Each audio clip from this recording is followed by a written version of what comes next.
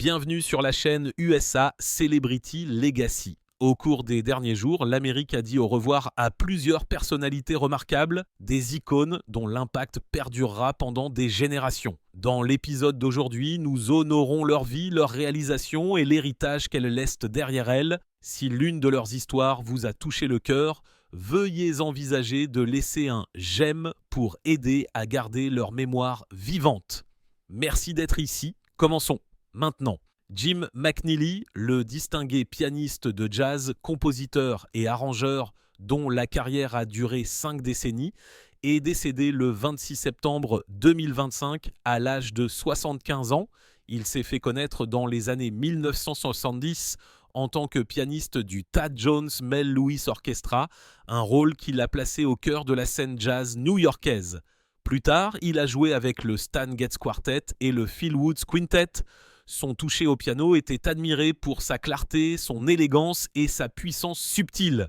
Le public et ses pairs le reconnaissaient comme un artiste qui combinait un profond respect pour la tradition avec le courage d'innover. En tant que compositeur et chef d'orchestre, McNeely s'est bâti une réputation véritablement internationale. Il a dirigé le Frankfurt Radio Big Band pendant plus d'une décennie, a collaboré avec le Danish Radio Big Band et a écrit des œuvres novatrices pour le Vanguard Jazz Orchestra. Ses albums, dont Group Therapy 1932 et Barefoot Dances and Other Visions 2018, ont été nommés aux Grammy Awards et ont reçu des éloges de la critique, démontrant sa capacité à créer une musique à la fois complexe et accessible. Né le 18 mai 1950 à Chicago, dans l'Illinois, McNeely a étudié à l'Université de l'Illinois. Il est ensuite devenu un éducateur très respecté, enseignant à la Manhattan School of Music où des générations de jeunes artistes ont bénéficié de ses connaissances et de sa générosité. Honorons-le aujourd'hui. Commentez 75, son âge, ou écrivez RIP Jim McNeely pour célébrer un maître qui a enrichi le jazz avec brio et cœur. Ray Lane, commentateur sportif vétéran de Détroit et l'une des voix les plus fiables du sport du Michigan, est décédé le 27 septembre 2025 à l'âge de 86 ans. Né en 1939, Lane a commencé à diffuser au début des années 1960 et a passé plus de 5 décennies derrière le microphone. Il est devenu une présence familière sur WJBK et WKBD avant de rejoindre la cabine des Detroit Tigers dans les années 1990, où son style de commentaire posé est devenu une partie des soirées d'été pour d'innombrables foyers. Il a également couvert les Pistons pendant leurs années de championnat, ainsi que le football du Michigan, cimentant davantage sa réputation comme l'une des voix les plus polyvalentes du Midwest. Son professionnalisme lui a valu plusieurs titres de commentateur sportif de l'année et son intronisation au temple de la renommée sportive du Michigan. En dehors de la cabine, Lane était connu pour son travail caritatif et sa volonté de redonner à sa communauté. Ses collègues se souviennent de lui comme d'une personne accessible, dévouée et humble malgré sa longue liste de réalisations. Le décès de Ray Lane marque la fin d'un chapitre de l'histoire de la radiodiffusion de Détroit. Sa voix a accompagné les fans à travers les victoires et les défaites, devenant une partie de la mémoire collective de la ville. Si ces émissions ont déjà fait partie de vos rituels de jour de match, laissez un commentaire partageant ce souvenir. Commentez 86, son âge, ou écrivez RIP Ray Lane pour honorer un homme qui a donné sa voix au sport du Michigan pendant plus d'un demi-siècle. Joel Moss, l'un des producteurs d'enregistrement les plus respectés du dernier demi-siècle, est décédé le 15 septembre 2025 à l'âge de 80 ans. Né à Détroit en 1945, Moss a commencé à travailler dans les studios d'enregistrement dans les années 1960, se bâtissant progressivement une réputation pour son oreille fine et son souci méticuleux du détail. Au fil des décennies, il est devenu un partenaire de confiance pour les artistes de tous les genres, collaborant avec Ray Charles, Tony Bennett et Barbara Streisand, tout en produisant des albums de distribution de Broadway qui ont transporté l'esprit du théâtre dans les foyers postes du monde entier. Moss a remporté plusieurs Grammy Awards avec Tony Bennett, les duos étant un signe distinctif de son art. Il a également reçu un Emmy pour la direction musicale prouvant sa polyvalence dans le travail en studio et à la télévision.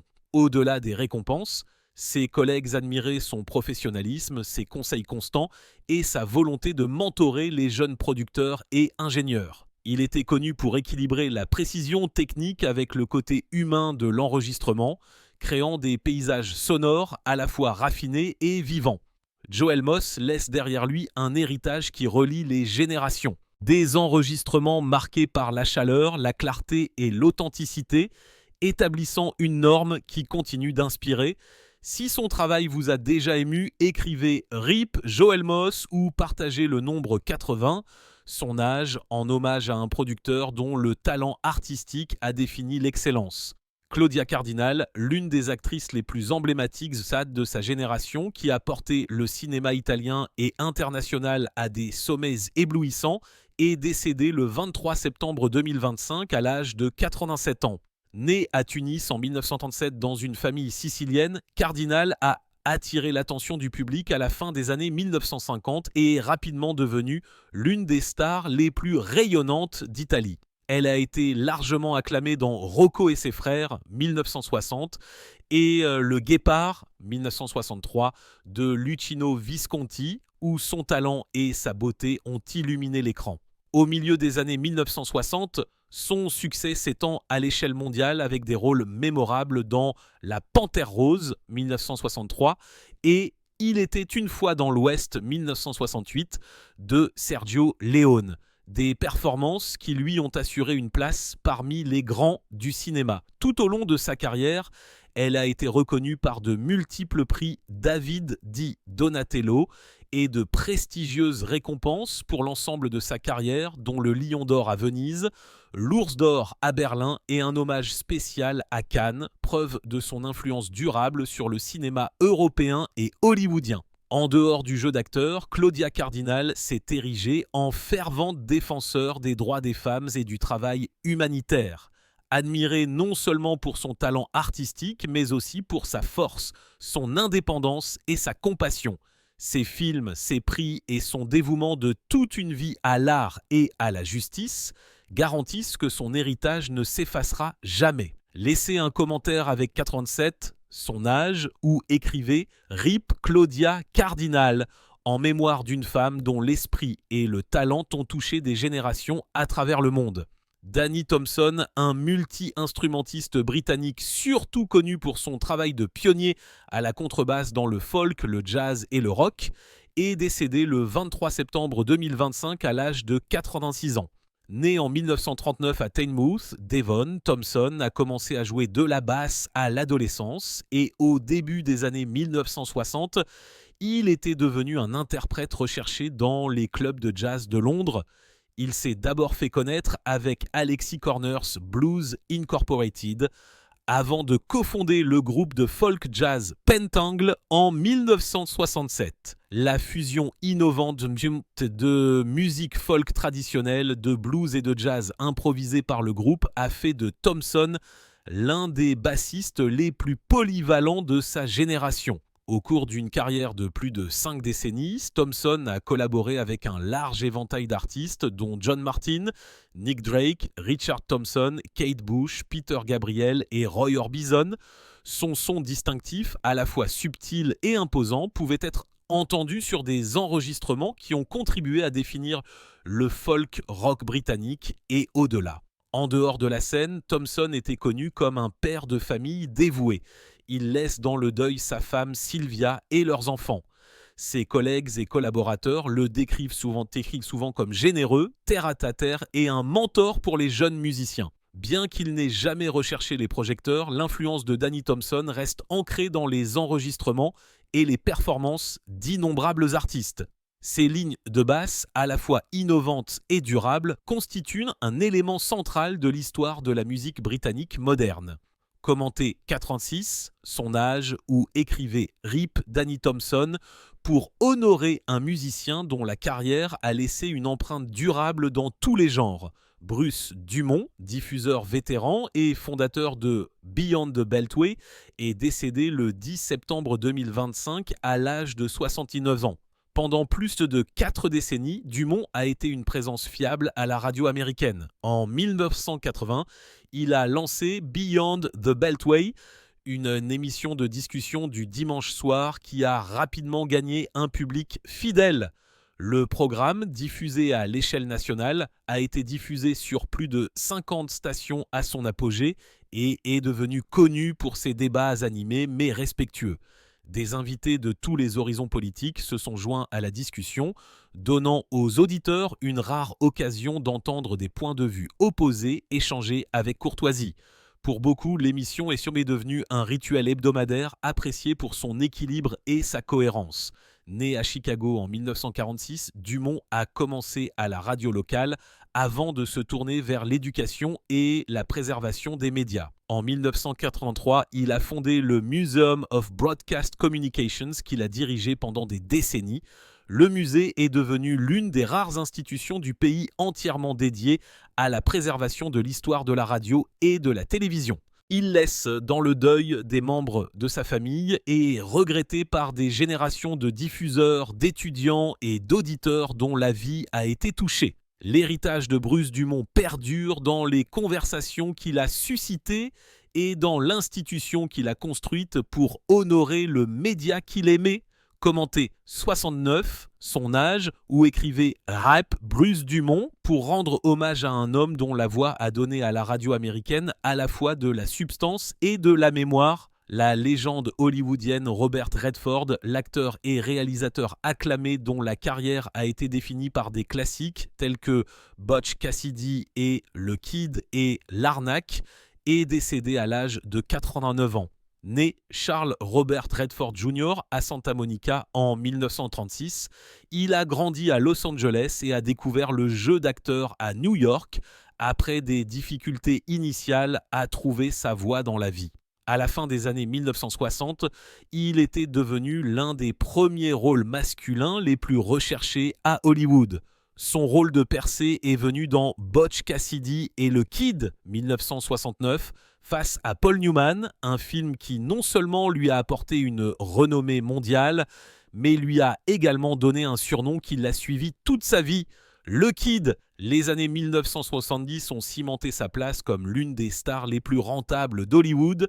Il a joué dans Jeremiah Johnson, 1972, Nos plus belles années, 1973 et L'Arnaque, 1973. À nouveau avec Newman, un film qui a remporté le prix du meilleur film.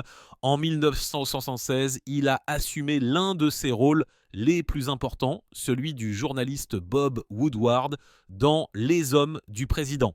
Redford n'était pas seulement sa star, mais aussi un producteur, ayant obtenu les droits de l'histoire du scandale du Watergate, veillant à ce qu'elle atteigne l'écran avec authenticité et impact. Redford s'est rapidement tourné vers la réalisation. Son premier film, Des gens comme les autres, 1980, a remporté l'Oscar du meilleur film et il a remporté l'Oscar du meilleur réalisateur. Ses œuvres ultérieures, dont Et au milieu coule une rivière, 1992, et Quiz Show 1994 ont encore mis en évidence sa sensibilité derrière la caméra. Même tard dans sa vie, ses performances dans All Is Lost 2013 et The Old Man and the Gun 2008 ont rappelé au public son enduring screen presence. En dehors du cinéma, Redford était profondément engagé dans l'activisme et les causes environnementales. En 1981, il a fondé le Sundance Institute et le Sundance Film Festival, donnant aux cinéastes indépendants une plateforme qui a remodelé le cinéma américain. Aujourd'hui, Sundance reste l'un des festivals de cinéma les plus influents au monde, une pierre angulaire de son héritage. Il laisse dans le deuil sa femme, Sybil Sagars, et ses enfants. Redford a subi des pertes personnelles, dont la mort de 2 de ses fils, Scott et James, des tragédies qui ont façonné sa vie privée. Pourtant, il a continué à travailler, à plaider et à inspirer. Des hommages ont afflué de partout à Hollywood, louant le talent artistique, l'intégrité et la vision de Redford. Il laisse derrière lui un héritage qui s'étend sur 6 décennies, non seulement en tant qu'acteur bien aimé, mais aussi en tant que cinéaste et chef de file culturel. Robert Redford nous a donné des histoires et des performances qui ne s'effaceront jamais. Pour honorer sa mémoire, vous pouvez écrire RIP Robert Redford dans les commentaires ou simplement laisser son âge, 89 ans, en guise d'hommage discret.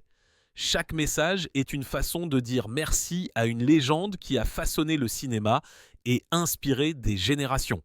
Stuart Craig, le célèbre chef décorateur dont les décors visionnaires ont façonné le cinéma moderne, est décédé le 7 septembre 2025 à l'âge de 82 ans. Pendant 5 décennies, Craig est devenu l'une des figures les plus vénérées de la conception de films. Il est surtout connu pour la série Harry Potter, où il a transformé l'imagination de J.K. Rowling en monde vif et réaliste. De la grande salle de Poudlard à Chemin de Traverse, ses créations méticuleuses ont apporté un sentiment d'émerveillement et d'authenticité à des millions de spectateurs. La carrière de Craig a commencé dans les années 1970 et il a rapidement été reconnu pour sa capacité à combiner histoire et détails architecturaux. Ses collaborations avec le réalisateur Richard Attenborough sur Gandhi, 1982, et Cry Freedom, 1977, lui ont valu 2 Academy Awards. Son 3e Oscar lui a été décerné pour Le Patient anglais, 1996, cimentant sa place parmi les grands de son métier. Son travail ultérieur dans Les Animaux Fantastiques a fait connaître son talent artistique à une nouvelle génération. Né le 14 avril 1942 en Angleterre. Malgré sa nature discrète, il était vénéré pour son professionnalisme, sa précision et son flair imaginatif. L'héritage de Stuart Craig réside dans les espaces qu'il a créés. Vastes, intimes et inoubliables. Ses créations restent dans la mémoire des spectateurs du monde entier. Un témoignage de la façon dont le monde visuel peut façonner l'histoire du cinéma. Commenté 82, son âge, ou écrivez RIP Stuart Craig pour honorer le concepteur visionnaire qui a créé la magie.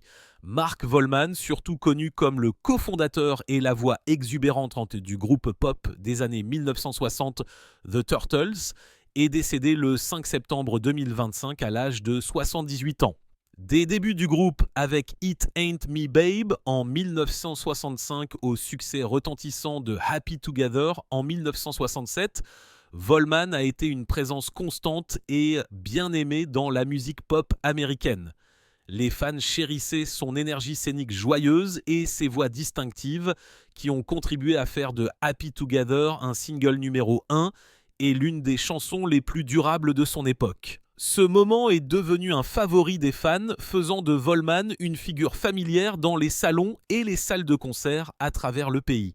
Lorsque les Turtles se sont séparés en 1970, Volman s'est réinventé avec son camarade de groupe Howard Kaylan sous le nom de Flo et Eddie, apportant humour et harmonie à des collaborations avec les Mothers of Invention de Frank Zappa et en tournant avec des groupes allant de T-Rex à Bruce Springsteen. Sa voix pouvait être trouvée sur des dizaines d'albums reliant le rock, la pop et la comédie avec aisance. Né à Los Angeles en 1947, la carrière de Volman s'est étendue au-delà de la scène.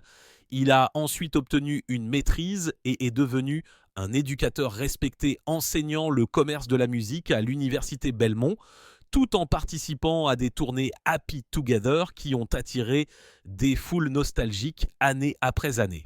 On se souviendra toujours de Mark Volman comme de Flo, un artiste qui portait un grand sourire, une voix encore plus grande et un amour de la musique qui ne s'est jamais éteint. Son héritage perdure chaque fois que Happy Together est joué, rappelant au public la joie qu'il a donnée au monde. Les harmonies et l'énergie de Mark Volman avec les Turtles nous ont donné des classiques qui résonnent encore dans nos cœurs. Commentez 67, son âge, ou écrivez simplement RIP Mark Volman pour honorer sa vie et les chansons intemporelles qu'il a contribué à créer. Christoph von Dohnanyi, l'un des chefs d'orchestre les plus vénérés du XXe siècle, est décédé le 6 septembre 2025 à l'âge de 16 ans. Né le 8 septembre 1929 à Berlin, issu d'une famille de musiciens distingués, Christoph von Dohnanyi a bâti une carrière de plus de 60 ans qui lui a valu la réputation d'un chef d'orchestre au style clair et précis et à la profonde compréhension de la musique. Il a commencé sa carrière dans les années 1960 à l'Opéra de Lübeck, devenant le plus jeune directeur musical d'Allemagne. Il a ensuite dirigé l'Opéra de Francfort et l'Opéra d'État de Hambourg, façonnant les deux institutions avec sa programmation audacieuse. En 1944, von Dohnanyi a entamé son important mandat à l'Orchestre de Cleveland, où il a été directeur musical jusqu'en 2002. Sous sa direction, l'orchestre a réalisé plus de 100 enregistrements, a effectué des tournées internationales et était largement considéré comme l'un des meilleurs au monde. Von Dohnanyi a également entretenu une relation de longue date avec l'Orchestre symphonique de Londres, équilibrant les traditions européennes avec le répertoire moderne. Ses interprétations de Beethoven, Brahms et de compositeurs du XXe siècle tels que Britten ont été saluées pour leur équilibre entre l'intellect et l'émotion. Au-delà du podium, il s'est investi dans l'éducation en lançant des programmes pour les jeunes et en encadrant la prochaine génération de musiciens. L'héritage de Christoph von Dohnanyi réside dans les milliers de représentations qu'il a dirigées et les générations de musiciens qu'il a inspirés. Commenté 96, son âge, où écrivait RIP Christoph von Dohnanyi pour honorer un chef d'orchestre dont l'influence se fera sentir dans les salles de concert pendant des décennies. Steve Harvey, un nom qui rugit à travers les générations, l'homme qui s'est couronné non seulement roi de la comédie, mais aussi la voix de la résilience pour des millions de personnes à travers le monde. Il a transformé Family Feud en un phénomène mondial, a fait du Steve Harvey Show un élément permanent de la télévision américaine et s'est dressé comme une force culturelle que personne ne pouvait ignorer. Pourtant, son chemin vers ce trône n'a pas été pavé de tapis rouges ou d'applaudissements. Il a commencé dans l'ombre du désespoir avec 3 années brutales passées à dormir sur la banquette arrière d'une voiture rouillée et délabrée. De ces nuits si froides et silencieuses de faim et de honte, il s'est élevé sous les feux de la rampe en tant que légende vivante, armé seulement d'esprit, de courage et d'une foi inébranlable en lui-même. Avec un charisme explosif, une voix qui pouvait électriser un public en quelques secondes et un humour assez acéré pour percer les jours les plus sombres, Steve Harvey a bâti plus qu'une carrière. Il a bâti un empire. Sa présence a rempli les arènes, couronné les tournées de comédie et transformé la télévision elle-même, faisant de lui l'une des figures les plus imposantes du monde du divertissement. Pendant des décennies, il n'a pas seulement fait rire les gens, il a redéfini la persévérance, devenant un symbole de ce que signifie trébucher, tomber et se relever plus fort. Roi de la comédie, livres à succès, scène mondiale, tous portent son empreinte, tous témoignent d'un homme qui n'a jamais cédé aux circonstances. Et pourtant, derrière le rire qui illuminait les écrans, derrière la fanfaronnade qui semblait intouchable, se cache une vérité que peu étaient de près savoir. Son histoire n'est pas polie mais brutale. Un champ de bataille de cicatrices qui n'ont jamais complètement guéri, des mariages brisés, une solitude écrasante et des tragédies dont la célébrité ne pouvait jamais le protéger. Pour le monde, il était l'homme qui souriait toujours, qui avait toujours la réplique prête, mais à huis clos, il portait des blessures gravées au plus profond de son âme, des souvenirs qui pesaient lourd sur chaque moment de triomphe. Son parcours n'est pas seulement une question de succès. Il s'agit des tempêtes endurées en silence, des batailles menées lorsque les caméras étaient éteintes. Voici l'histoire de Steve Harvey, un titan culturel et un survivant blessé. Un homme qui a donné de la joie à des millions de personnes tout en portant seul le deuil. Et avant d'entreprendre ce voyage, faites une pause un instant. Si vous croyez que Steve Harvey figure parmi les légendes les plus durables de l'histoire de la télévision, appuyez sur « J'aime » en guise d'hommage. Célébrez non seulement le rire qu'il a offert au monde, mais aussi la force qu'il a fallu pour rire tout en portant le poids du chagrin, parce que le début de cette légende n'était pas un applaudissement, c'était un chagrin d'amour, c'était le son déchirant de rêves mis en pièces devant des yeux moqueurs, un son plus fort que n'importe quel rire. À la maison, la poussière s'accrochait aux bottes de son père, la craie aux mains de sa mère, mais le confort touchait rarement le garçon qui portait un bégaiement et un espoir fragile.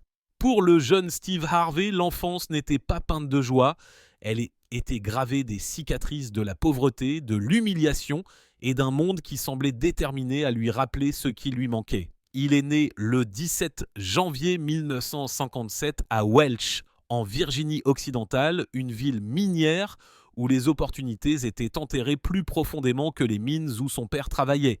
Jesse Harvey, son père, était un mineur de charbon dont les poumons portèrent la poussière noire de quarts de travail sans fin sous terre. Sa mère, Héloïse Vera, était une enseignante qui tirait sur les centimes jusqu'à ce qu'il se brise, déterminée à maintenir l'avenir de ses enfants ensemble par sa seule volonté. Steve était le plus jeune de 5 enfants et lorsque la famille a déménagé plus tard à Cleveland, dans l'Ohio, la pauvreté les a suivis comme une ombre. Ils se sont installés sur East 112th Street, où les trottoirs fissurés, les fenêtres condamnées et les terrains vagues peignaient un tableau de difficultés. Les opportunités étaient rares. Les rêves étouffés sous le poids de la survie et chaque jour ressemblait à un combat pour s'accrocher. Des décennies plus tard, cette même rue serait rebaptisée Steve Harvey Way, un rappel immortel que le garçon qui foulait autrefois son trottoir brisé en vêtements rapiécés et chaussures usées reviendrait un jour en tant que géant. Mais à cette époque, la survie était cruelle. La nourriture était rare, les vêtements étaient transmis jusqu'à ce qu'ils se désintègrent et les hivers perçaient les murs minces de leur maison avec une froideur impitoyable. Et par-dessus la pauvreté se trouvait la blessure la plus profonde, la couleur de sa peau. Grandir en tant que noir en Amérique dans les années 1960 signifiait plus que la faim. Cela signifiait l'humiliation, les portes closes et le rappel quotidien que le monde vous considérait comme moins. Steve portait non seulement le poids de la pauvreté, mais aussi le fardeau d'être invisible, inaudible, sous-estimé. Son bégaiement rendait la moquerie plus acérée, ses rêves semblaient plus lointains. Et pourtant, sous tout cela, un feu brûlait, une détermination qu'un jour, d'une manière ou d'une autre, il se libérerait. Dans le Midwest impitoyable des années 1960, le monde disait rarement à un jeune garçon noir de rêver. La survie était la seule attente et tout ce qui dépassait cela était considéré comme de l'arrogance. Pour Steve Harvey, chaque étincelle d'ambition était fragile, d'autant plus que la pauvreté le pesait et qu'un bégaiement faisait vaciller sa voix. En classe, chaque mot était une bataille. Chaque syllabe brisée suscitait les rires des camarades de classe.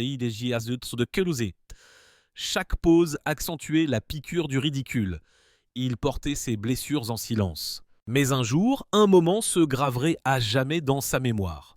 Cela s'est produit à l'école primaire lorsque l'enseignante a demandé aux enfants d'écrire ce qu'ils voulaient faire quand ils seraient de grands. Steve, encore petit et incertain, nourrissait des rêves démesurés dans sa poitrine. Les mains tremblantes, il a écrit « Je veux être à la télévision ». La pièce s'est figée, puis des rires cruels ont éclaté comme du verre brisé sur le sol. L'enseignante a déchiré son papier en deux, détruisant plus que des mots. C'était son espoir même qui était mis en pièces. Un garçon noir pauvre et bègue de Cleveland à la télévision, railla-t-elle, appelant ses parents pour les réprimander pour son arrogance supposée. Steve avouera plus tard « J'entends encore ce papier se déchirer. Ce son a coupé plus profondément que n'importe quelle insulte. » À la maison, le visage de sa mère portait la piqûre de l'humiliation, mais son père, Jesse Harvey, a refusé de laisser ce moment détruire son fils. Il a regardé Steve dans les yeux et a dit « Écris-le à nouveau, mets-le sur ton mur, lis-le tous les matins et tous les soirs, fais-en ta promesse. » Ces mots sont devenus une écriture sainte. Steve les a épinglés sur son mur et les a récités comme une prière, s'accrochant à ce rêve comme s'il s'agissait de la seule bouée de sauvetage qu'il avait. Lorsqu'il a obtenu son diplôme de Glenville High School en 1974, le vœu brûlait toujours dans sa poitrine, inébranlable, et des années plus tard, lorsque l'impossible est devenu réalité, Steve n'a jamais oublié.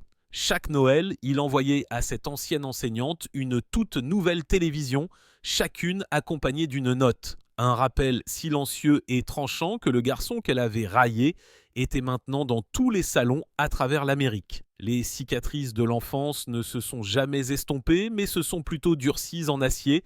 Cette humiliation, ce morceau de papier déchiré, est devenu le carburant qui a forgé le feu dans sa poitrine. La voix qui résonnerait un jour à travers les scènes et la volonté qui ne plierait jamais. Il est obsédant de penser à la distance entre le rêve fragile d'un garçon mis en pièces et les applaudissements rugissants d'une scène de comédie, mais c'est là que la légende de Steve Harvey est née, non pas dans les applaudissements, mais dans la défiance. Pourtant, le chemin entre ce vœu et la scène n'a pas été pavé de facilité. Après le lycée, Steve a erré sans relâche à travers des emplois qui n'ont jamais nourri son âme. Il a porté le courrier de porte à porte pendant les hivers glaciales de l'Ohio jusqu'à ce que ses doigts se raidissent de froid. Il a frotté les tapis à genoux jusqu'à ce que ses jointures saignent à vif. Il a vendu des polices d'assurance à des étrangers qui claquaient les portes à son nez. Il a tourné des clés à molette en tant que mécanicien, couvert de graisse et d'épuisement, et est même monté sur des rings de boxe, encaissant des coups à son corps juste pour gagner un chèque de paye. Chaque quart de travail s'est terminé de la même manière, ses poches presque vides, son esprit encore plus vide. Mais à travers tout cela, une promesse planait au-dessus de lui comme une lanterne fragile dans l'obscurité. Je serai à la télévision. Ces mots autrefois moqués sont devenus la flamme qui a refusé de mourir. Même lorsque la vie l'a dépouillé, ce rêve a scintillé à l'intérieur, le guidant à travers des nuits sans fin. Et puis, un soir de 1985, tout a changé. À l'intérieur d'un club enfumé de Cleveland, les lumières pendaient bas et l'air était lourd. La foule attendait, agitée, avide de rire. Un ami a poussé Steve, osant essayer le micro ouvert. Il n'avait plus rien à perdre. Le cœur battant, les genoux tremblants, il s'est avancé. La première blague est sortie maladroitement, puis une autre. Soudain, quelque chose a changé. La pièce s'est ouverte avec des rires. Le son l'enveloppa, féroce et libérateur, comme si l'univers avait enfin répondu à sa prière. Lorsque l'animateur lui remit $50 dans la main, Steve s'avança dans la nuit froide, les larmes coulant sur ses joues, serrant ce billet froissé comme s'il s'agissait d'or. Il se murmura « Je suis né ce soir, ce n'était pas seulement de l'argent. C'était une preuve, une validation, une renaissance. » Le lendemain matin, il quitta son emploi. Il avait trouvé sa vocation, le chemin qui le mènerait d'un enfant bègue à Cleveland à un homme qui pouvait faire rire le monde.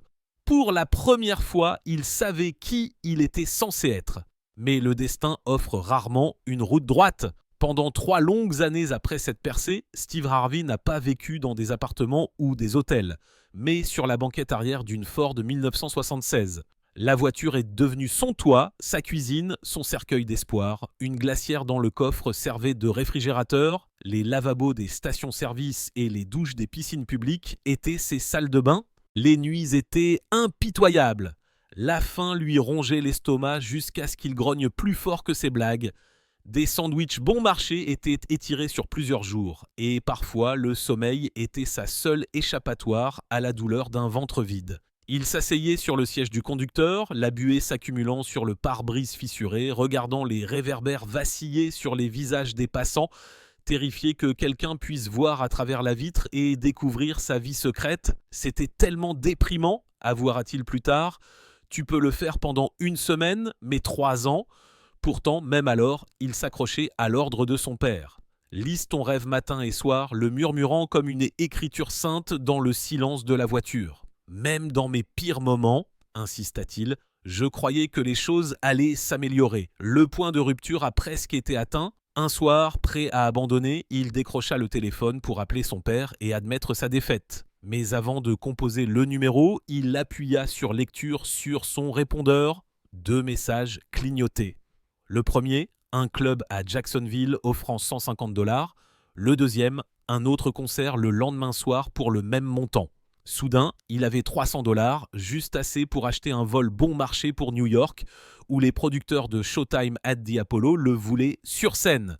S'il avait manqué ses appels, un bouton, une hésitation, l'histoire de Steve Harvey aurait pu se terminer en silence. Même alors, la survie n'a été possible que grâce à des anges inattendus. Un couple gentil, Rich et Becky Lys, a reconnu sa détermination et lui a donné un contrat de nettoyage de tapis et une ligne de crédit pour le voyage. Leur foi a restauré sa dignité lorsque la honte l'a presque enterré. Des années plus tard, les larmes coulant sur la télévision nationale, Steve les a appelés en direct pour les remercier. Il a juré de rembourser leur gentillesse pour le reste de sa vie. Ces années de faim, de ridicule et de nuits froides dans une voiture ne l'ont pas écrasé. Elles l'ont façonné. Chaque revers est devenu du carburant, chaque humiliation un tremplin jusqu'à ce que le garçon autrefois moqué pour son bégaiement se tienne prêt à affronter la nation. Steve Harvey était né de nouveau dans le rire, baptisé dans les difficultés et portait maintenant le feu inébranlable d'un homme destiné à devenir une légende. Le garçon qui murmurait autrefois son rêve dans l'obscurité d'une Ford se tenait maintenant sous les lumières aveuglantes de Harlem. C'était en 1990 et le nom de Steve Harvey a été appelé comme finaliste du Johnny Walker National Comedy Search. La même voix qui avait autrefois craqué et bégayé dans une salle de classe de Cleveland jaillissait maintenant douce et acérée, coupant à travers le doute et éclatant en applaudissements tonitruants. Cette nuit n'était pas seulement un concours. C'était la preuve que le garçon moqué pour avoir rêvé trop grand avait finalement forcé le monde à écouter. Et lorsque les portes de Showtime at the Apollo se sont ouvertes en voix à lui peu de temps après, il est monté sur la scène légendaire avec un poids bien plus lourd qu'un microphone. Derrière ces rideaux, il n'y avait pas seulement un comédien, mais un survivant de la faim, du ridicule et des nuits passées à frissonner dans une voiture qui ressemblait plus à un cercueil qu'à une maison. Chaque rire du public de Harlem était plus que de la comédie. C'était une armure contre la pauvreté, un bouclier contre la honte, le son même de la rédemption. Pendant 7 ans, Steve Harvey a porté Apollo sur ses épaules, transformant la scène en un champ de bataille où ses cicatrices sont devenues sa force. Les lumières de Harlem ont remplacé les lumières des stations-service. Les acclamations de milliers de personnes ont noyé le silence de ces nuits les plus solitaires. Pourtant, le prix à payer était élevé. Animer, faire des tournées, écrire des blagues jusqu'à l'aube, son corps titubait sous des journées de 18 heures, sa voix s'effilochait souvent, son dos lui faisait mal à cause des vols sans sommeil et son esprit vacillait au bord de l'effondrement. Il a un jour admis « Le rire que vous entendez est la blessure que j'ai retournée à l'envers ». Chaque performance exigeait qu'il saigne un peu plus de lui-même, transformant la douleur en punchline, l'humiliation en espoir. Et comme les caméras de télévision portaient son visage à travers le pays, la même enseignante qui avait autrefois déchiré son papier n'avait plus d'autre choix que de le voir chaque semaine, dans chaque maison, sur chaque écran. L'ascension n'a fait que devenir plus abrupte, mais la gloire aussi. En 1994, il a joué dans Me and the Boys.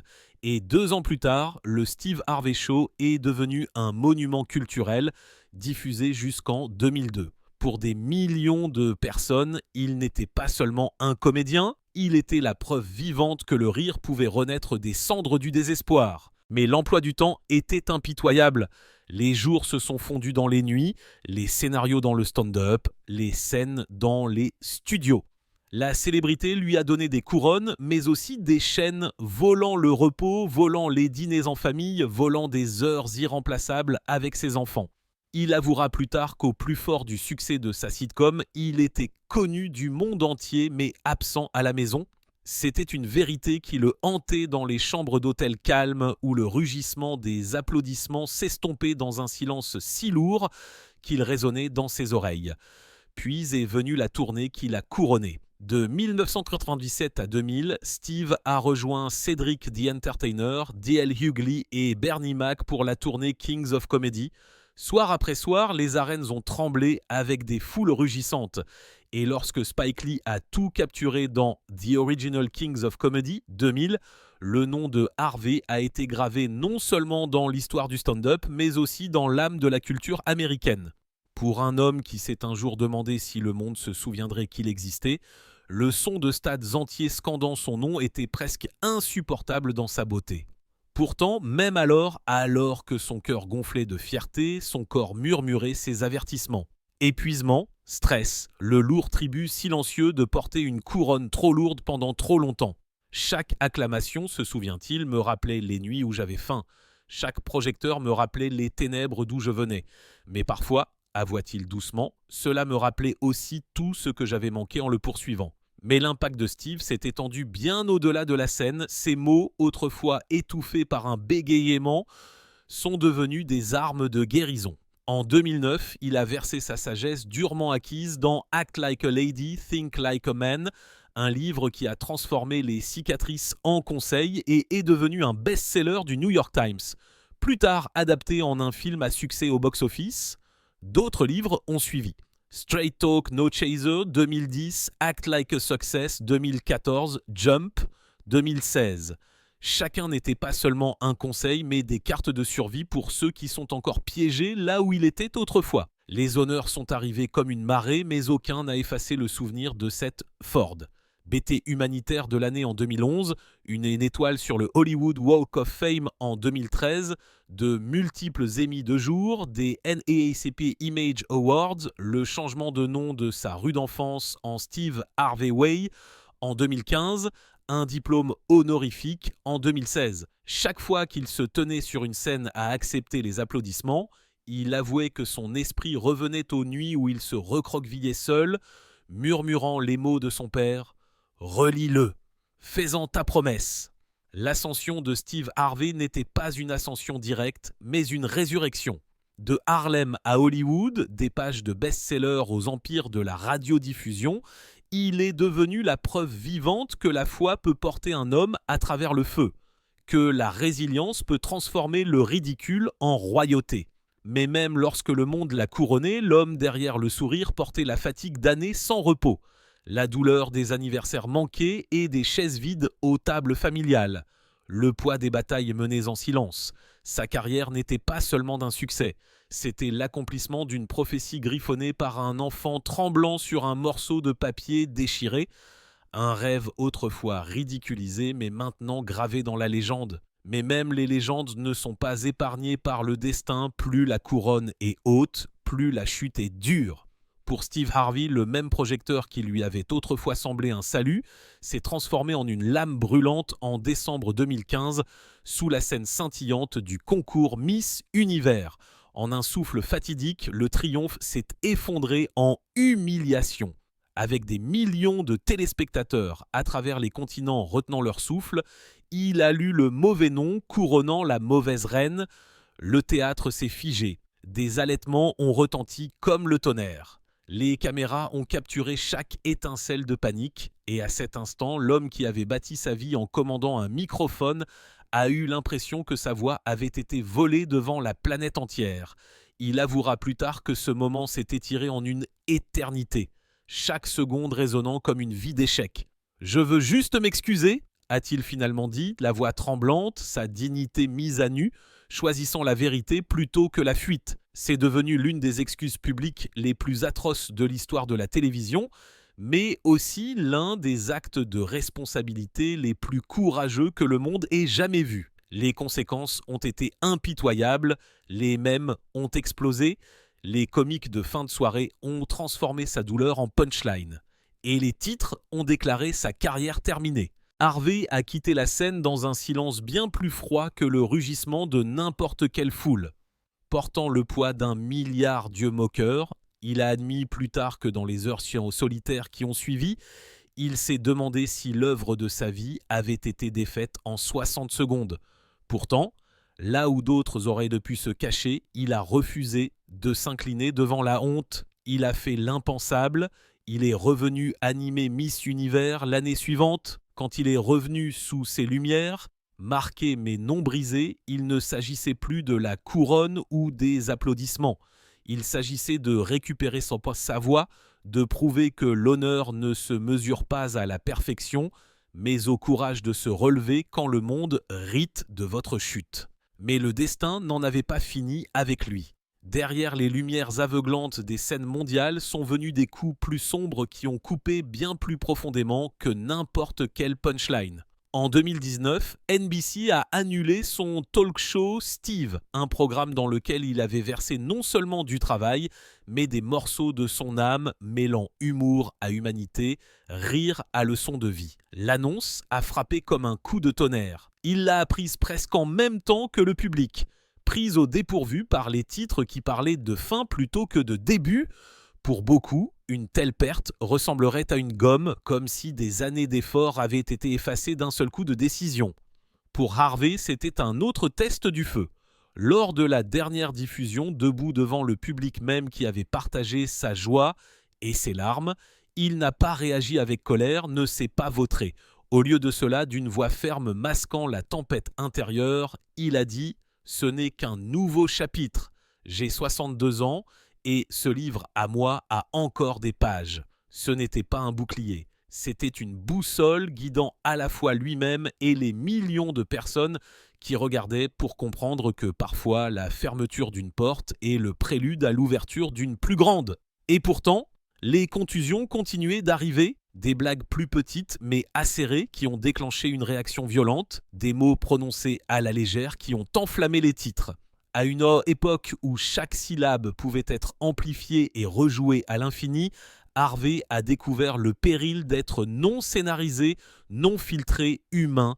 Chaque controverse coupée comme une blessure aussi fine que du papier. Pourtant, chacune a guéri en une cicatrice qui murmurait la discipline, l'humilité et le poids de l'influence portée par un homme qui pouvait émouvoir des millions de personnes avec une seule ligne.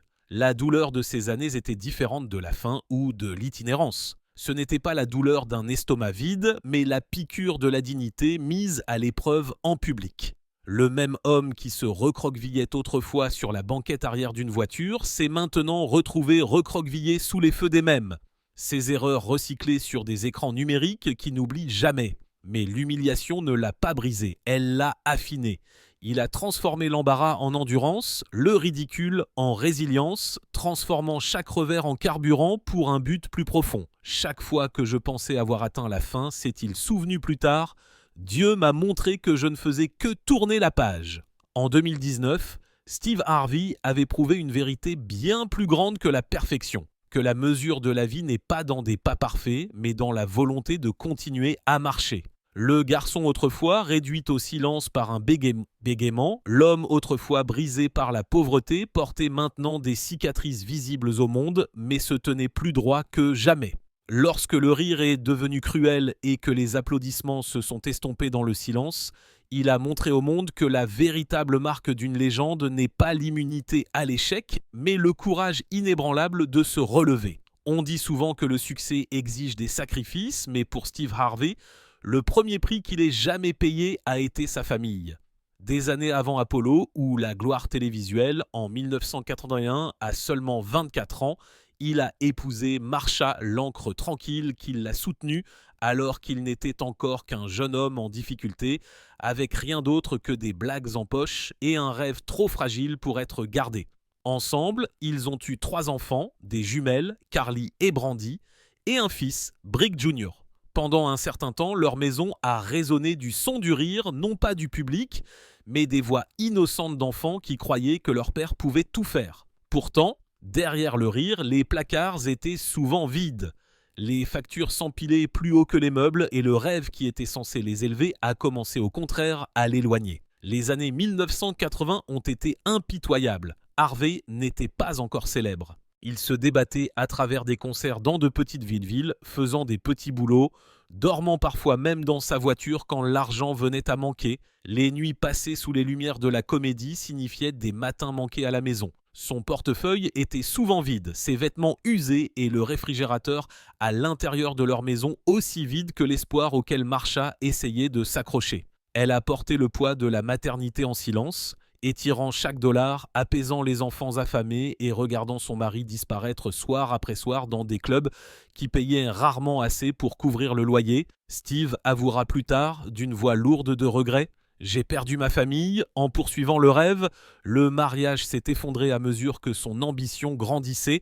La distance entre eux ne se mesurait pas en miles, mais en anniversaires manqués, en dîner signé froid et en la chaise vide où un père aurait dû s'asseoir. » La solitude de Marsha s'est approfondie en un ressentiment silencieux. Elle avait épousé un homme, mais s'est retrouvée à élever 3 enfants presque seule. Les jumeaux demandaient souvent pourquoi papa n'était pas à la maison, et Brick Jr. cherchait une figure paternelle qui était trop souvent à la recherche de rire dans des pièces lointaines. Au moment où le divorce a été finalisé en 1994, Steve était presque brisé de toutes les manières.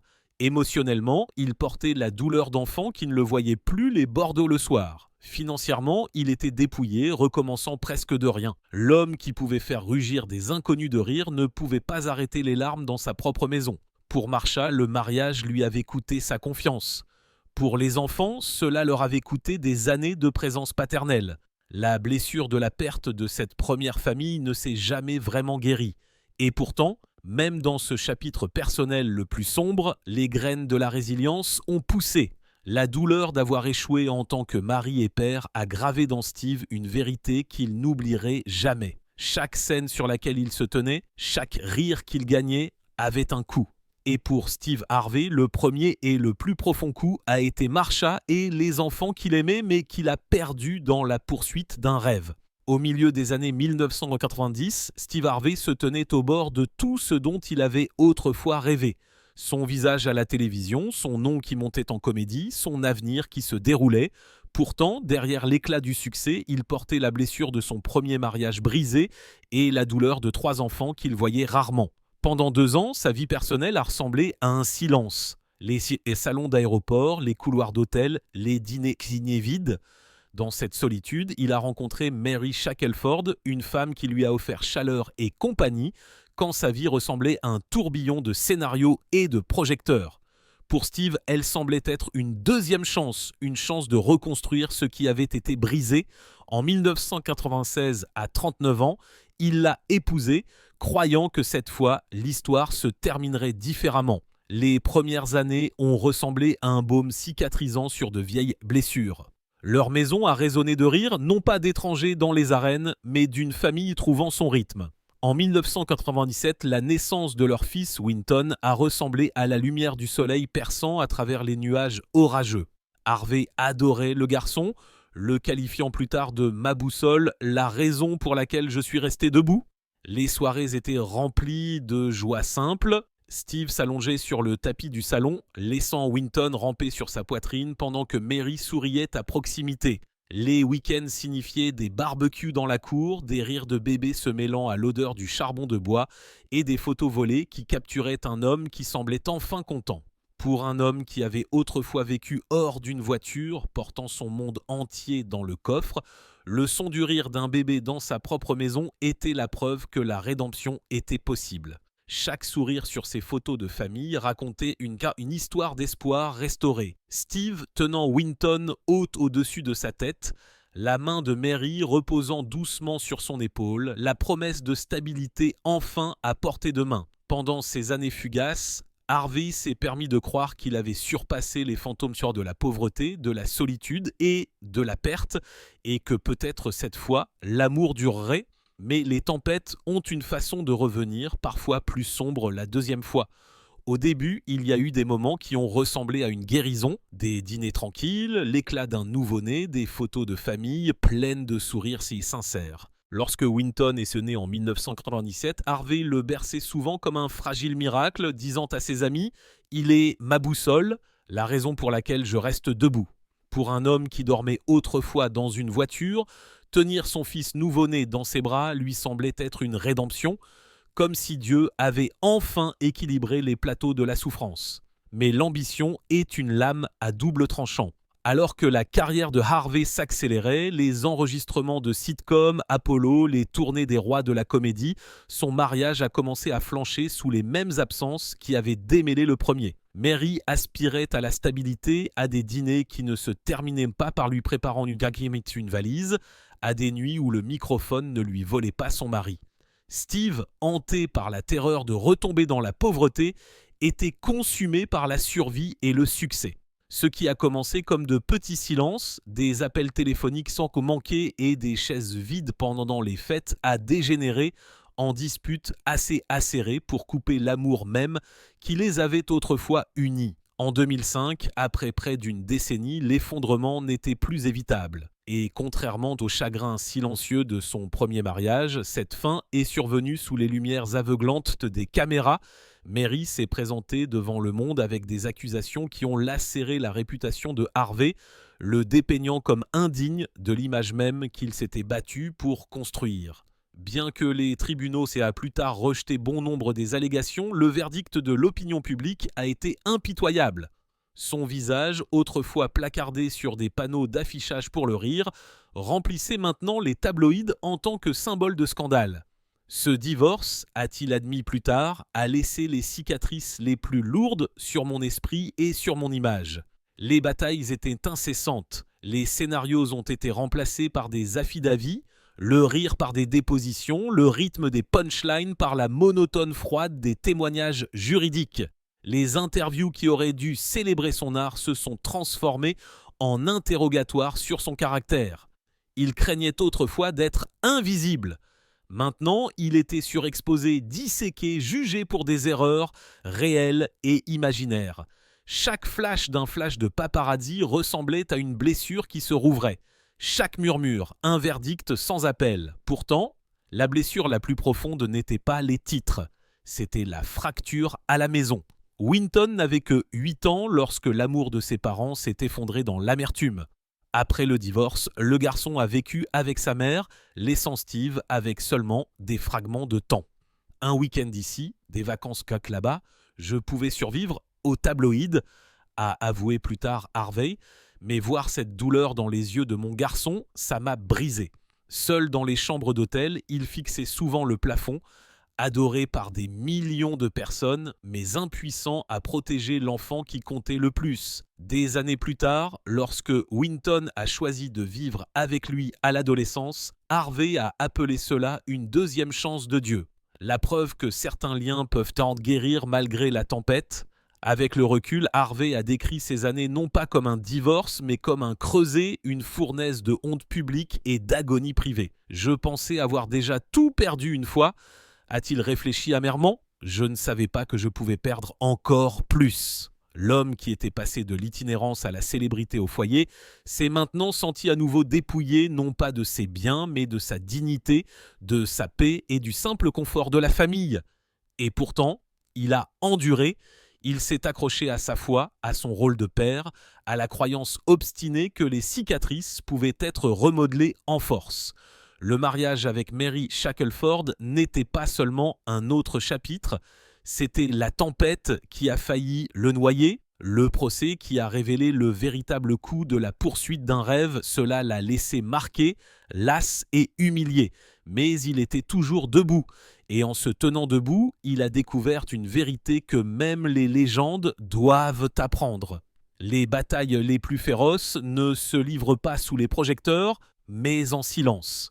Quand la foule est partie et que le seul témoin est votre propre reflet, il a semblé que le feu d'une tempête s'était à peine éteint avant qu'une autre ne frappe. Cette fois-ci, ce n'était pas le mariage de Steve Harvey qui était visé, mais sa survie même. En 2005, dans les cendres de son deuxième divorce, Harvey ne se tenait pas en tant que titan de la télévision, mais en tant qu'homme contemplant sa ruine. Lorsque les batailles judiciaires ont pris fin et que les avocats ont été payés, il s'est rendu à la banque, a glissé sa carte et a regardé l'écran afficher un nombre si petit qu'il s'est moqué de lui, 1 700 $.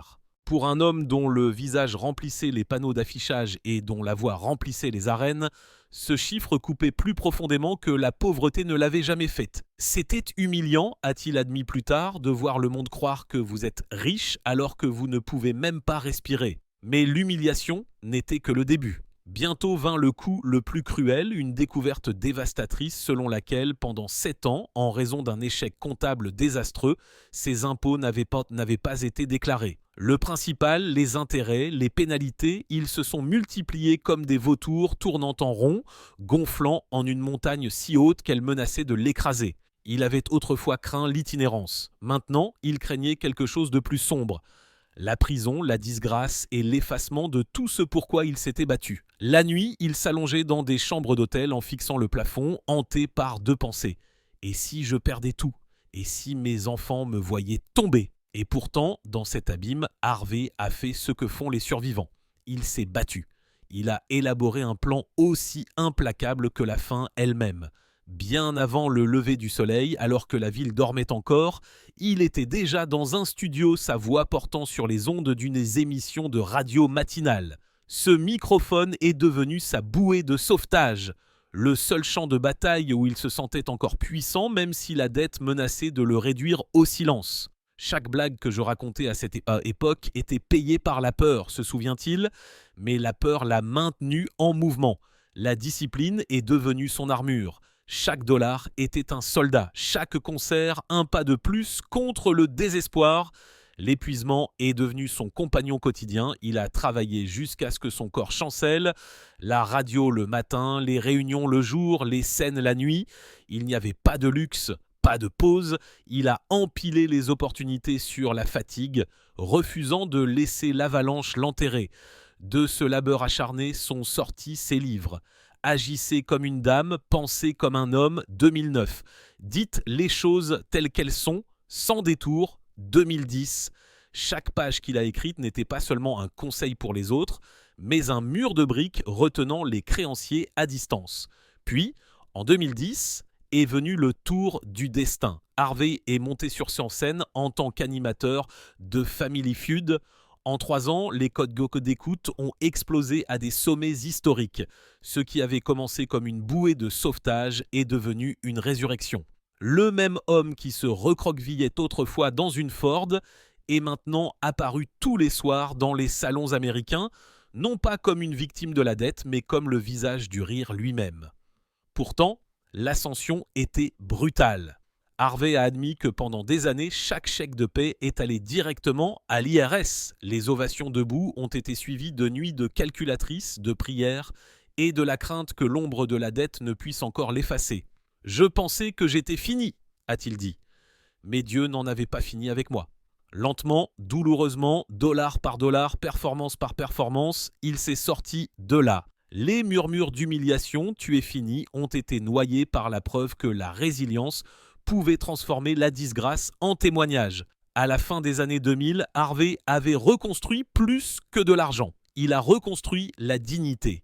Il a reconstruit la discipline. Il a reconstruit la foi qui l'avait porté depuis l'enfance. Le chapitre des 1 600 $ et des 7 années d'impôts n'était jamais seulement une question de chiffres. Il s'agissait de honte, de survie et de la terreur de faire échouer ses enfants, mais il s'agissait aussi de ce qui se passe ensuite. À genoux, il a prié. De ses genoux, il s'est battu. Et quand il s'est levé, il a porté des cicatrices qui parlaient plus fort que n'importe quelle punchline. Cette foi, cette discipline et cette volonté inébranlable peuvent transformer le poids-déchir de la ruine en la base même de la rédemption. Au milieu des années 2000, Steve Harvey se tenait sur des scènes que des millions de personnes enviaient. Mais en coulisses, il portait des blessures qu'aucun projecteur ne pouvait guérir. 2 mariages brisés, des enfants qu'il avait vus partir, des nuits de mort qui l'avaient presque écrasé, et le vide d'un homme qui pouvait faire rugir le monde de rire mais pleurer seul en silence. La survie l'avait maintenu en vie, mais survivre n'est pas la même chose que vivre. Puis est venue Marjorie Bridges, la femme que Harvey appellera plus tard la meilleure chose qui me soit jamais arrivée. Leur histoire semblait écrite par le destin lui-même. Des années plus tôt à Memphis, il avait baissé les yeux depuis une scène, l'avait pointé du doigt dans la foule et avait déclaré « Je ne sais pas qui vous êtes, mais je vais vous épouser un jour ». La vie les a séparés alors, mais le destin était patient. En 2005, Harvey était meurtri par un scandale, presque brisé dans son esprit, lorsque le destin les a réunis à nouveau. 2 ans plus tard, à 50 ans, fatigué, marqué, mais toujours plein d'espoir, il l'a épousée et avec ce vœu, il a trouvé non seulement une femme, mais la rédemption. Marjorie a fait ce que la célébrité, l'argent et la télévision n'ont jamais pu faire. Elle l'a stabilisé. Là où il avait été frénétique, elle a apporté le calme. Là où il se sentait brisé, elle l'a guéri. Elle l'a exhorté à dormir alors qu'il aurait travaillé toute la nuit. Elle lui a rappelé de manger lorsque son corps supportait la pression d'émissions sans fin et a murmuré des prières sur lui lorsqu'il doutait de lui-même. Harvey a admis que 45% de tout ce que j'ai est venu après que je l'ai épousé. Il ne parlait pas de richesse, il parlait de paix, le trésor inestimable de rentrer à la maison non pas dans le silence, mais dans le rire autour de la table du dîner. Ensemble, ils ont construit quelque chose de plus grand qu'eux-mêmes. Une famille recomposée de 7 personnes, les 3 enfants de Steve, les 3 de Marjorie et leur plus jeune, Winton, sous un même toit. Au début, il y a eu des hésitations, la distance naturelle des beaux-parents, mais Harvey a refusé de laisser ce mot les définir. Il a donné son nom de famille à ses enfants. Lentement, par la constance et l'amour, ils lui ont donné leur confiance. Il a appris à se montrer pour eux, non pas avec de grands yeux en geste, mais avec constance. Des trajets en voiture à l'école, des conversations tranquilles avant de se coucher, des dîners où il écoutait plus qu'il ne parlait. Il n'était pas seulement leur fournisseur, il est devenu leur protecteur, leur père. Le Monde a été témoin de ce lien en 2015 lors d'un hommage télévisé. Jason, le fils de Marjorie, s'est tourné vers Steve et a dit « Tu m'as donné ton nom de famille, il n'y a personne de mieux que toi, papa ?» L'auditorium s'est figé, les caméras ont capturé le visage de Harvey alors qu'il s'effondrait, sanglotant, non pas en tant que comédien ou animateur, mais en tant qu'homme enfin pardonné. Pour quelqu'un qui avait autrefois murmuré « J'ai perdu ma première famille en poursuivant le rêve », ces mots n'étaient pas seulement de l'affection. C'était la grâce, l'absolution, la guérison rendue visible. La vie avec Marjorie a donné à Harvey ce qu'aucune couronne de célébrité ne pourrait jamais lui donner. Les miracles silencieux de l'appartenance, les soirées où il rentrait à la maison et trouvait sa famille l'attendant à table, les anniversaires où chaque enfant, biologique et adopté, se tenait ensemble comme un seul, les vacances où il n'était pas Steve Harvey la célébrité, mais simplement papa. Il dit souvent que Marjorie l'a sauvé, mais peut-être que la vérité plus profonde est la suivante. Elle lui a rappelé qu'il valait la peine d'être sauvé. Aujourd'hui, lorsque Harvey examine les manoirs, les récompenses, les émissions qui portent son nom, il insiste sur le fait que rien de tout cela ne se compare à ce qu'il a trouvé en elle. L'homme qui a autrefois dormi dans une voiture, qui a autrefois craint d'avoir perdu toutes les familles qu'il pourrait jamais avoir, est maintenant assis à une table entouré d'enfants qui croient en lui. Marjorie a transformé sa maison en un foyer, ses regrets en leçons et ses cicatrices en histoire de guérison. Pour Steve Harvey, épouser Marjorie n'était pas seulement un autre chapitre, c'était le chapitre. Le moment où la survie est devenue joie, le moment où la honte est devenue grâce, le moment où un homme qui avait presque tout perdu a découvert la vérité silencieuse, ordinaire, miraculeuse d'avoir tout. Aujourd'hui, après de 70 ans, Steve Harvey se tient non seulement en tant que comédien ou animateur, mais en tant qu'architecte d'un empire mondial. Sa carrière s'étend sur tous les continents, toutes les industries et toutes les générations de fans. Depuis 2010, il est le visage de Family Feud, filmé aujourd'hui au Tyler Perry Studio à Atlanta, élevant l'émission au rang de l'une des émissions les plus regardées de la télévision de jour. Son spin-off Celebrity Family Feud sur ABC est déjà prévu pour une nouvelle saison en 2025. Chaque matin de 6h à 10h, le Steve Harvey Morning Show touche des millions de personnes aux États-Unis et au-delà grâce à la syndication et au podcast. Par le biais de sa société, Steve Harvey Global, Harvey s'est étendu bien au-delà de la télévision américaine, accordant des licences Family Feud au public en Afrique du Sud, au Ghana et bientôt au Botswana, où il animera personnellement la nouvelle version en 2025. Ces entreprises s'étendent également à la santé et à l'entrepreneuriat.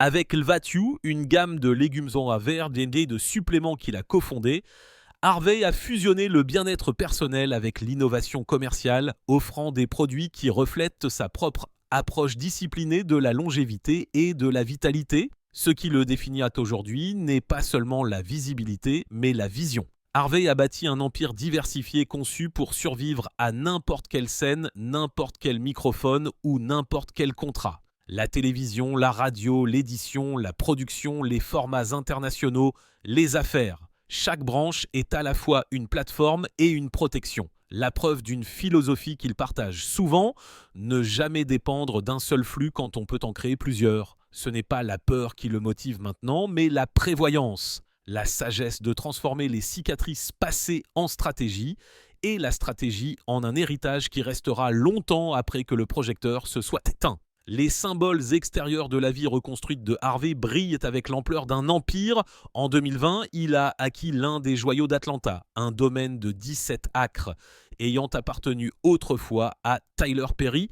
Avec près de 35 000 pieds carrés, le manoir ressemble à un complexe privé. Il est doté d'une salle de sport ultra moderne, d'un spa, d'une piscine à débordement, d'une salle de cinéma maison et même d'une salle de bal cachée sous terre. Un monde secret pour les rassemblements. Les registres publics et les reportages des médias l'évaluent à environ 15 millions de dollars, mais sa véritable valeur réside dans ce qu'il représente, la permanence. Après des décennies d'impermanence, ce domaine n'est que le dernier chapitre d'un mode de vie façonné par une réinvention constante. Pendant ses années d'animation de talk-shows à Chicago, Harvey a vécu au-dessus de l'horizon dans un penthouse de la Trump Tower, les lumières de la ville à ses pieds. Plus tard, à Beverly Hills, dans le très exclusif Beverly Park, il a loué un manoir à un coût mensuel à 6 chiffres. La preuve que pour Harvey, la maison était devenue non seulement un abri, mais aussi une scène. Les vacances l'ont emmené bien au-delà de la Terre. Lui et sa famille ont été photographiés à bord de super yachts, leur prix de location se chiffrant en centaines de milliers de dollars par semaine. Des moments d'évasion gagnés après des années de travail acharné.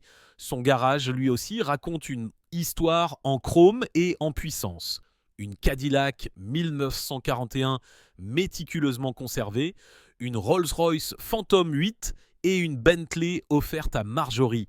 Chacune d'elles parle moins de transport que de témoignages. À son poignet, les montres deviennent des marques de ponctuation de la réussite. Rolex Day-Date pour une autorité intemporelle, Daytona Arc-en-Ciel pour l'exubérance et Roger Dubose Knights of the Round Table pour la narration en miniature. Et puis il y a le style. Sous l'œil de la styliste Ellie Caramo, Harvey a redéfini les vêtements pour hommes modernes à son âge. Ces ensembles monochromes deviennent régulièrement viraux. Des lignes nettes, des couleurs audacieuses, une coupe précise. Chaque tenue est une déclaration selon laquelle la réinvention n'est pas limitée par le temps. Pour un homme autrefois mesuré en termes de rareté, son esthétique aujourd'hui se mesure en termes de confiance, un luxe bien plus rare que la pierre ou l'acier. Pourtant, même dans l'opulence, Harvey vit comme un homme hanté par la discipline et la peur. Sa plus grande bataille aujourd'hui n'est pas avec les applaudissements ou les contrats, mais avec son propre corps. Il a parlé ouvertement de son hypertension artérielle, de son apnée du sommeil et de l'apparition inquiétante de symptômes de diabète. Des conditions qui l'ont autrefois laissé fixer le plafond avec effroi, incertain que le deuil vienne facilement. Déterminé à ne pas laisser la maladie voler ce que les difficultés n'ont pas pu faire, il a perdu 30 livres de sa silhouette après 50 ans. Il s'est soumis au labeur d'un entraînement quotidien et a mis en place un régime de force corporelle complète et de cardio implacable. Ses repas sont propres au point d'être austères. Ses suppléments sont tirés de la gamme même qu'il a cofondée, l'Evat U. Les nuits autrefois perdues dans le chaos sont maintenant régies par la discipline du sommeil. Non pas le luxe, mais la survie.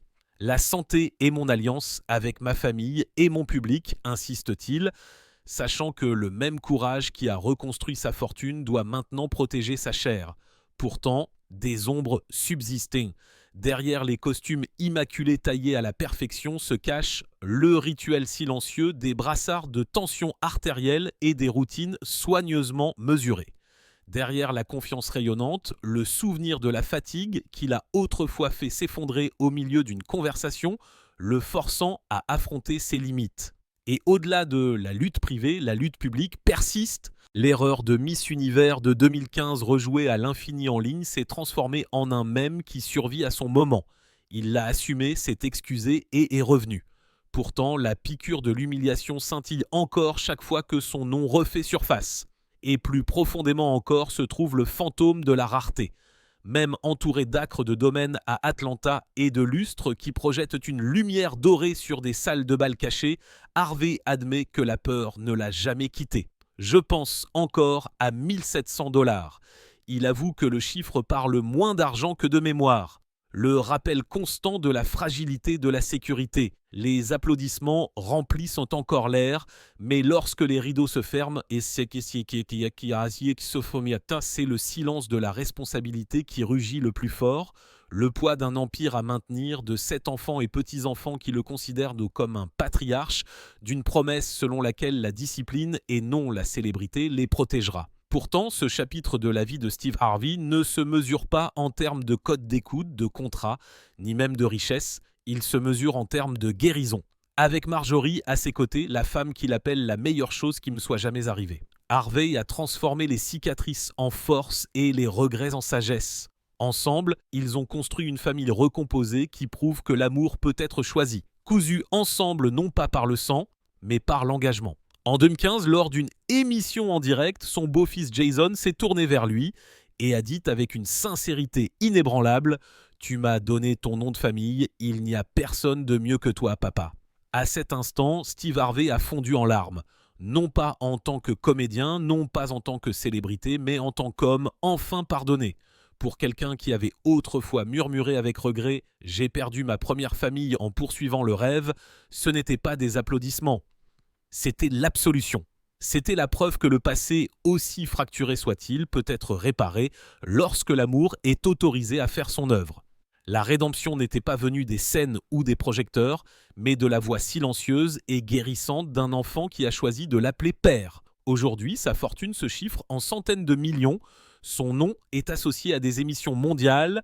Sa maison est un vaste domaine de 17 acres à Atlanta qui ressemble à un complexe privé.